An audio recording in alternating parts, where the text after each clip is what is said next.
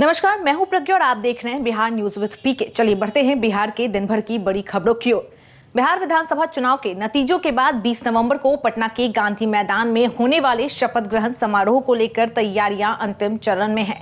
पटना नगर निगम airport से गांधी मैदान तक विशेष सफाई अभियान चला रहा है। मैदान में 80 सफाई कर्मी 2 पाली में काम कर रहे हैं।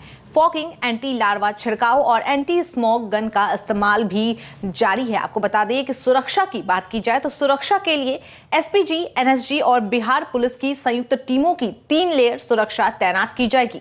समारोह स्थल और आसपास के इलाकों में ड्रोन सर्वेलांस, बैरिकेडिंग, चलंत शौचालय, पिंक टॉयलेट और लू कैफे की व्यवस्था भी की जा रही है।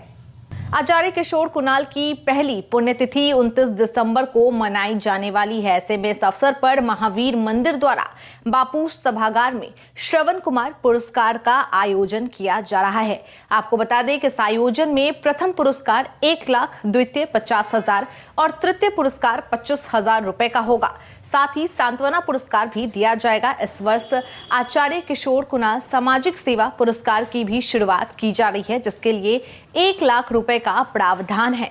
उम्मीदवार 29 नवंबर तक डाक, ईमेल या व्हाट्सएप के जरिए आवेदन भेज सकते हैं। सभी आवेदनों की स्क्रीनिंग पूर्व न्यायाधीश SN झा की अध्यक्षता वाली 5 सदस्यीय कमेटी करेगी। आपको बता दें कि महावीर मंदिर 2010 से माता पिता की निस्वार्थ सेवा करने वालों को यह सम्मान प्रदान करता आ रहा है। लालू परिवार में बढ़ते विवाद के बीच तेज प्रताप यादव ने खुलकर अपनी बहन रोहिणी आचार्य के समर्थन में आ गए हैं। जनशक्ति जनता दल की ओर से एक पोस्ट में तेज प्रताप यादव ने कहा है कि एक मां परिवार के जयचंदों से हार गई और आरोप लगाया कि कुछ लोग उनके माता पिता को मानसिक रूप से परेशान कर रहे हैं। आपको बता दें कि लालू प्रताप यादव के बड़े बेटे तेज प्रताप यादव ने उन्होंने संजय यादव और तेजस्वी यादव पर भी प्रताड़ना के आरोप लगाए। तेज प्रताप ने प्रधानमंत्री नरेंद्र मोदी, गृह मंत्री और मुख्यमंत्री नीतीश कुमार से हस्तक्षेप की मांग की है और कहा कि यदि रोहिणी लालू राबड़ी के साथ बदसलूकी या गाली गलौज हुई है तो इसकी निष्पक्ष जांच होनी जरूरी है। राजगीर की अंतर्राष्ट्रीय स्तरीय खेल अकादमी अब स्थानीय खिलाड़ियों को निखारने के लिए डे बोर्डिंग स्कीम शुरू करने जा रही है। नालंदा और राजगीर के छात्र दिन में अकादमी में प्रशिक्षण ले सकेंगे, जहां 24 खेलों की सुविधा छात्रों के लिए उपलब्ध करवाई जाएगी। सहायक निदेशक मिथिलेश कुमार सिंह के अनुसार स्कूलों में विशेष कैंप लगाए जाएंगे और कोच खिलाड़ियों की क्षमता के अनुसार खेल चुनकर प्रशिक्षण देने का काम करेंगे। चयनित खिलाड़ियों को आगे 64 एकलव्य केंद्रों में विशेष ट्रेनिंग भी दी जाएगी। यह पहल राजगीर को भविष्य के खिलाड़ियों की नर्सरी बनाने की दिशा में महत्वपूर्ण कदम माना जा रहा है। बिहार राज्य पथ परिवहन निगम महिला संचालित पिंक बस सेवा शुरू करने जा रहा है और इसके लिए महिला चालकों की भर्ती जारी है। आवेदन की अंतिम तिथि 15 दिसंबर 2025 है। चयनित अभ्यर्थियों को 20 जनवरी 2026 से ITTR औरंगाबाद में 2 सप्ताह का प्रशिक्षण मिलेगा, जिसकी पूरी व्यवस्था निगम की ओर से की जाएगी। पात्रता में HMV या LMV लाइसेंस, 3 वर्ष का अनुभव और 21 से 40 वर्ष आयु शामिल है। LMV धारकों को HMV लाइसेंस प्राप्त करने में निगम सहायता भी देगा। लाल किले के पास हुए विस्फोट की टीवी कवरेज पर सूचना और प्रसारण मंत्रालय ने सख्त परामर्श जारी किया है। कुछ चैनलों पर संदिग्धों को उचित ठहराने और विस्फोटक बनाने के तरीकों वाले वीडियो दिखाने पर चिंता जताई गई है।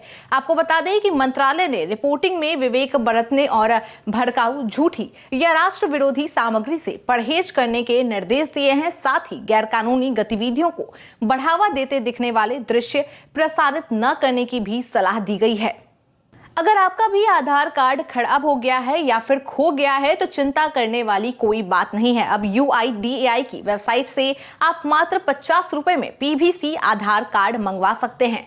इसके लिए माई आधार पोर्टल पर जाकर ऑर्डर आधार PVC कार्ड विकल्प चुनें, आधार नंबर और कैप्चा डालें, OTP वेरीफाई करें और भुगतान पूरा करें। ऑर्डर करने के बाद कार्ड भारतीय डाक विभाग के स्पीड पोस्ट से 7 से 15 दिन में आपके घर पहुंच जाएगा। दक्षिण पूर्व रेलवे ने अप्रेंटिस पदों पर भर्ती निकाली है। उम्मीदवार rrcscr.co.in पर जाकर ऑनलाइन आवेदन कर सकते हैं। इसके लिए कम से कम 50% अंकों के साथ 10वीं पास और संबंधित ट्रेड में ITI योग्यता जरूरी है। आयु सीमा 15 से 24 वर्ष तय की गई है। चयन मेरिट के आधार पर होगा और स्टाइपेंड रेलवे नियमों के अनुसार दिया जाएगा। आवेदन शुल्क SC, ST, दिव्यांग और महिलाओं के लिए निःशुल्क है, जबकि अन्य उम्मीदवारों की बात की जाए तो उनके लिए 100 रुपए आवेदन शुल्क के रूप में रखे गए हैं। फर्जी SMS और फिशिंग पर रोक लगाने के लिए TRAI ने एक बड़ा कदम उठाया है। अब सभी टेलीकॉम कंपनियों को कॉमर्शियल SMS टेम्पलेट्स में मौजूद वेरिएबल कंपोनेंट्स को प्री टैग करना अनिवार्य होगा, जैसे URL को #URL और नंबर को #नंबर के रूप में। इसमें टेलीकॉम कंपनियां फ्रॉड लिंक और नकली कॉल बैक नंबरों की पहचान कर उन्हें भेजने से पहले ही ब्लॉक कर सकेगी। कंपनियों को नए नियम लागू करने के लिए 60 दिन का समय दिया गया है। आपको बता दें कि TRAI का साफ तौर पर कहना है कि यह कदम एंटी फ्रॉड सिस्टम को मजबूत करेगा और डिजिटल कम्युनिकेशन में लोगों का भरोसा बढ़ाएगा। अयोध्या राम मंदिर में ध्वज फहराने की तैयारियां पूरी हो चुकी है।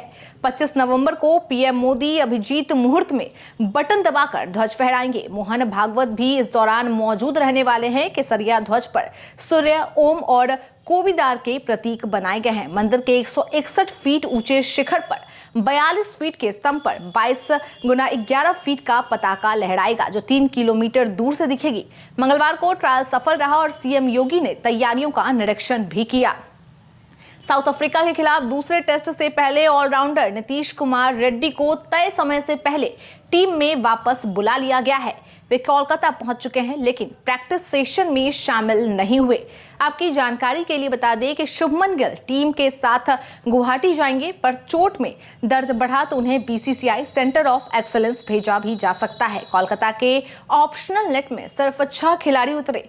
साई सुदर्शन और ध्रुव जुरेल ने स्पिन के खिलाफ एक पैड पहनकर अभ्यास किया, जबकि रविंद्र जडेजा ने लंबी बल्लेबाजी की। हेड कोच की बात की जाए तो हेड कोच गौतम गंभीर ने सुदर्शन को तकनीकी सलाह भी इस दौरान दी है। सिपाही बहाली का फिजिकल टेस्ट 15 दिसंबर से पटना के गर्दनी बाग स्थित शहीद राजेंद्र प्रसाद सिंह राजकीय उच्च विद्यालय में शुरू होगा। 19,838 पदों के लिए 99,690 अभ्यर्थियों को PET के लिए बुलाया गया है। ये एडमिट कार्ड 25 नवंबर से CSBC के वेबसाइट पर मिलने लगेगा, जबकि 12 और 13 दिसंबर को डुप्लीकेट एडमिट कार्ड बोर्ड कार्यालय से लिए जा सकेंगे। आपको बता दें कि PET के दिन ही शैक्षिक और जाति प्रमाण पत्रों का सत्यापन भी होगा। दौड़ का समय चिप और सेंसर से कंप्यूटरकृत तरीके से दर्ज किया जाने वाला है।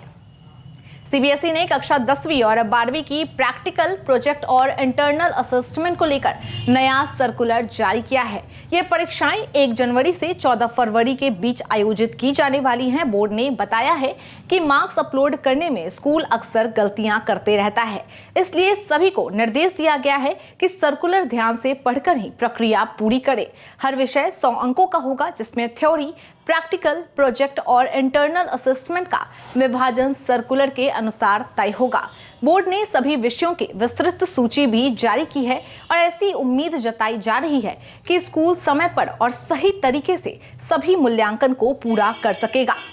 बक्सर में जिला नियोजनालय 20 नवंबर 2025 को संयुक्त श्रम भवन ITI फील्ड परिसर में 1 दिवसीय जॉब कैंप का आयोजन कर रहा है। इसमें प्रेम कॉरपोरेशन द्वारा प्रोडक्शन क्वालिटी इंचार्ज के 76 पदों पर भर्ती की जाएगी। आपको बता दें कि वैसे उम्मीदवार जिनका इसमें चयनित होता है, उनको वेतन 21,500 रुपए तय है। आयु सीमा 18 से 28 वर्ष और योग्यता 10वीं, 12वीं ITI या डिप्लोमा रखी गई है। पुरुष महिला दोनों आवेदन कर सकते हैं। कैंप में शामिल होने के लिए नियोजनालय या NCS पोर्टल पर निबंधन आवश्यक है।